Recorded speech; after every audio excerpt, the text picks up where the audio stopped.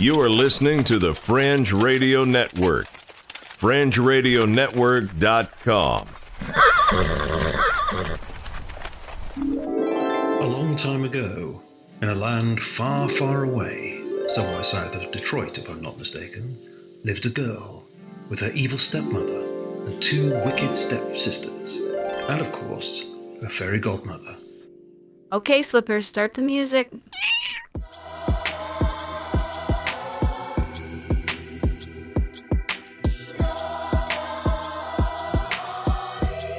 Hi everybody, it's me, Cinderella X.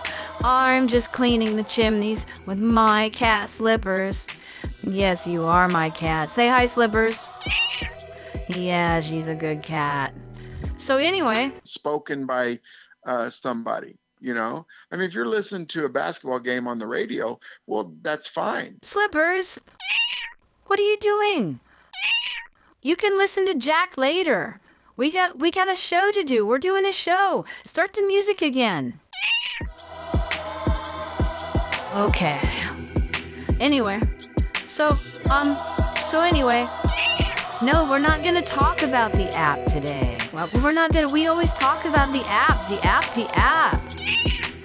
Well, I know, but okay. She's pointing at her iPhone. She's got her little paws on her iPhone. Whatever.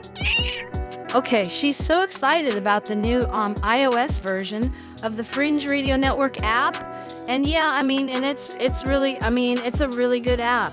I mean, and it's really safe to use. And the Android version is also really safe to use. It doesn't collect or store or share any personal information.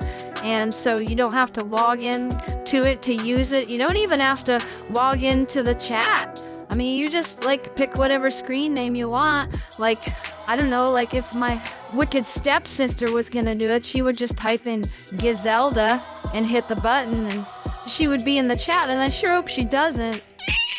I know we need to keep her out of this chat, but anyway, yeah, so you get the Fringe Radio Network app by going to FringeRadioNetwork.com, and right there at the top of the front page under the logo, if you have an Apple phone, you click on the App Store button, and if you have an Android phone, you click on the Google Play Store button. And so then you could have, it doesn't matter if you have an Android or an iPhone, just go to FringeRadioNetwork.com and click the appropriate button for your phone.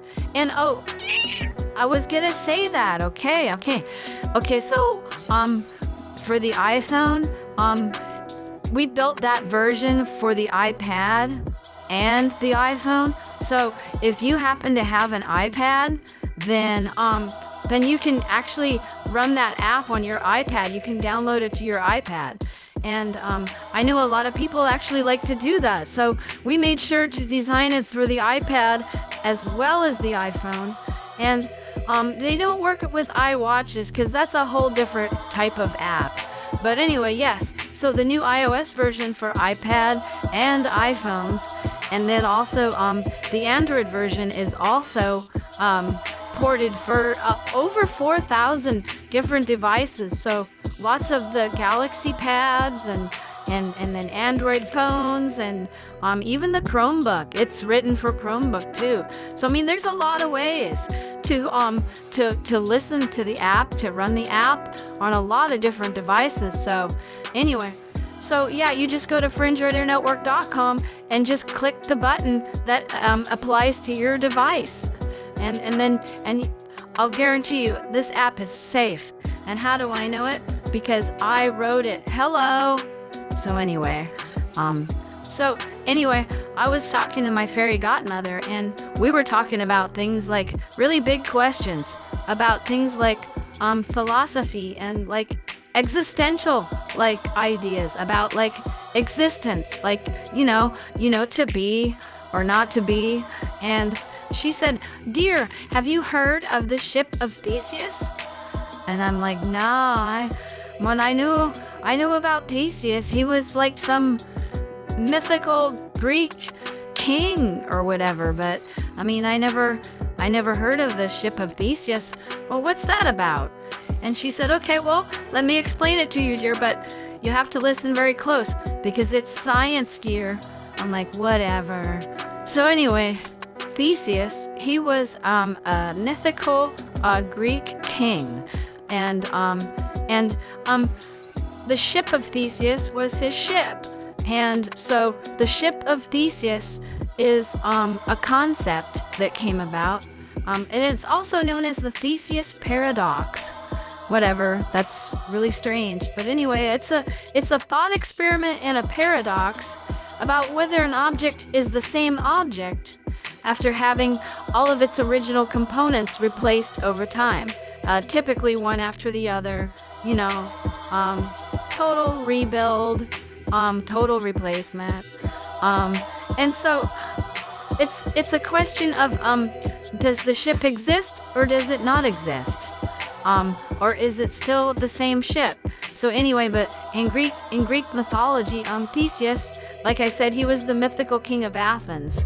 And he rescued children of Athens from King Minos, who was like a really bad king, after slaying the Minotaur, which was a terrible monster that was half bull, half person, or whatever. And I guess it was keeping children in slavery or something like that. I forget the story, but anyway. So Theseus, he escaped onto a ship going to Delos. Anyway, so after he sailed his ship to Delos, every year the Athenians would celebrate or commemorate him sailing the ship by taking the ship on a pilgrimage to Delos to honor Apollo. The question was raised by the ancient philosophers, because these ancient Greek philosophers, they had a lot of time to kill. They didn't really, a lot of them were like, they already had people like working for them, and they would just like mostly sit around eating grapes and talking about philosophy and asking the tough questions about life and coming up with mathematics and the scientific method and all that stuff. But, I guess it takes a lot of grapes. It takes a lot of grapes and a lot of relaxing in order to come up with the ship of Theseus paradox. But anyway, so after hundreds of years of maintenance, rebuilding the ship, hundreds of years of maintenance of each individual piece of the ship of Theseus being replaced one after the other, was it still the same ship? That was the question. Was it still the ship of Theseus, or was it a new ship?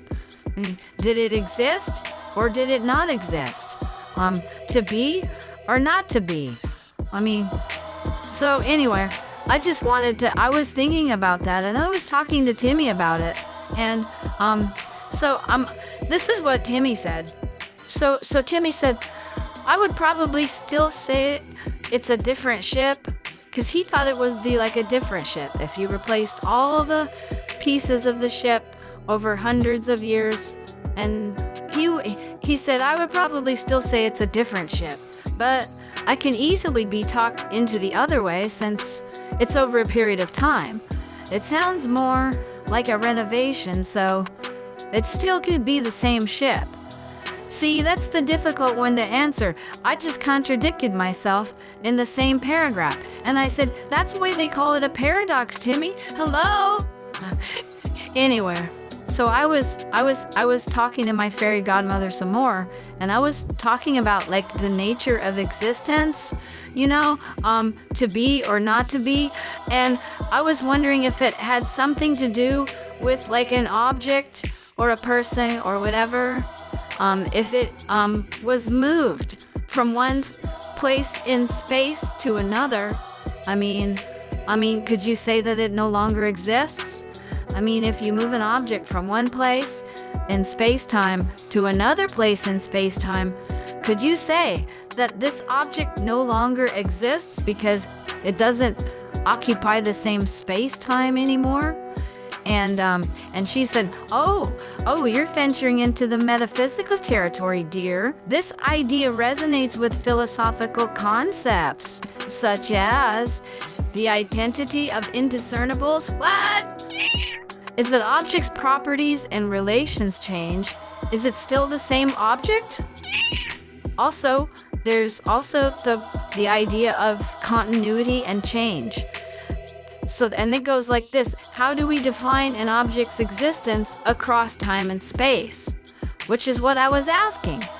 Anyway, and then she also said it also touches on material constitution, which the question about material constitution is what constitutes an object's identity. And I was thinking, oh, maybe this isn't about existence. Maybe it's about identity. I don't know. But anyway, she said that my question touched on a few things, like Leibniz's law of indiscernibility of identicals, which means if an object's properties and relations are identical, it's the same object. And of course, the ship of Theseus, if replaced plank by plank, is it still the same ship? Well, these are the questions that we're bringing to the table in front of the chimney here today. Also, we should also consider when moving an object, its spatial relationships change, but its intrinsic properties, like such as its shape or its color, whatever, remain. So our intuitive understanding of identity emphasizes continuity of properties and historical path. So, I mean, I don't even really understand what she meant by that, but I guess there's an intuitive understanding of things and then the way they really are. So, but that, I guess that's more about, the continuity of properties, and historical path over space-time, through space-time. That makes sense. Okay, I get it. Also, the object occupies a new spatial location, altering its relational properties. Its existence is now tied to a different region of space-time. Hello, that's what I was talking about. So is it the same thing? If it's in a different place, does it still exist? If it's in a different place in space-time. There's arguments against that. The whole it no longer exists if you move it from one place in space-time to another. And the arguments against that are the object's intrinsic properties remain unchanged. Our concept of identity emphasizes continuity across space-time, which is what I was thinking. Maybe it's a question of identity. Maybe it's the ship of Theseus. Maybe it identifies as the ship of Theseus, but it's not. It's not because it's been replaced. All the parts have been replaced, like over 1,000 years. I mean, a new sails, a new mast, a new main beam. So anyway, as far as objects, existing or not existing, if you move them from one area of space-time to another area of space-time. Over the centuries, different philosophers have come up with some proposed solutions. Number one, it's called predurantism, and that is that objects exist as four-dimensional space-time worms, encompassing all temporal and spatial stages. So objects actually exist everywhere at once, depending on what time it is, I guess. Predurantism, wow. Oh, okay, here's another one, another explanation, or philosophical idea, and that's not predurantism, but endurantism. And that is that objects exist as three-dimensional entities with temporal spatial locations, or temporary spatial locations. So they exist as three-dimensional entities, but they don't exist, or they only exist temporarily because of their spatial locations in space-time. Like, wow, this is really mind-bending. Wow. And number three, another idea that philosophers have proposed is something called stage theory. objects exist as temporary stages connected by continuity of properties.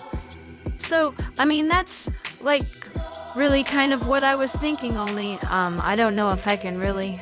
I mean, let's stage theory. Objects exist as temporary stages connected by continuity of properties. So that instead of the object existing as a four-dimensional worm and appearing in different places in space-time, the stage theory proposes that an object will exist, but only temporarily, and it only exists in stages as it moves from one area of space-time to another. So that's really interesting. Stage theory. I was thinking maybe stage theory was probably, maybe that was probably the answer, but I don't know. This stuff is really, you know what? I think what I need to do is relax and eat grapes. I need to get caught up on all these chimneys, and then me and Slippers can just crawl into bed and relax and eat grapes and think about existential matters of the universe. Wow, that sounds like fun. I was talking to the guys, and only Timmy from Let's Get Jacked Up weighed in, and I asked Counselor Mark Breton if he wanted to weigh in on this whole thing, and so he didn't say anything, and I asked him again and he didn't say anything, so I guess the cat's got his tongue. No, not you, Slippers. I know you wouldn't grab his tongue. Well, I don't know, you might. Well, let me tell you, if you grab somebody's tongue, they got a problem. Yes, they do. 'Cause you're my cat, and you're ferocious. Yes, you are. Oh, there's another gnome, Slippers. It just came out of the forest. Okay, you can eat this gnome. Okay, I told you could have one today, but you gotta slow down. Don't eat the buttons on his coat. You gotta take the coat off and just eat the gnome. If I have to pull any more buttons out of your butt, I'm gonna be really upset. That is so gross. Well, it is. Ew. Anyway, so there you are on existential issues related to the Theseus Paradox ship thing, whatever. Anyway, whatever. So anyway, goodbye everybody. Make sure you download the apps at fringeradionetwork.com, right there at the top of the page. Android or iOS for iPhones, works on iPads, works on Samsung Galaxies, works on Androids, works on iPhones. Oh, wow. However you want to use the Fringe Radio Network app, we've got an app for you. fringeradionetwork.com.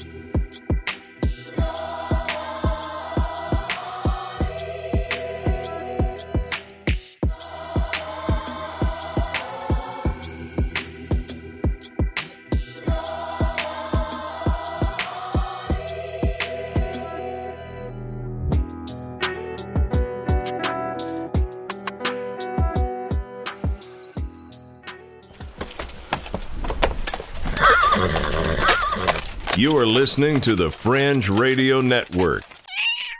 FringeRadioNetwork.com.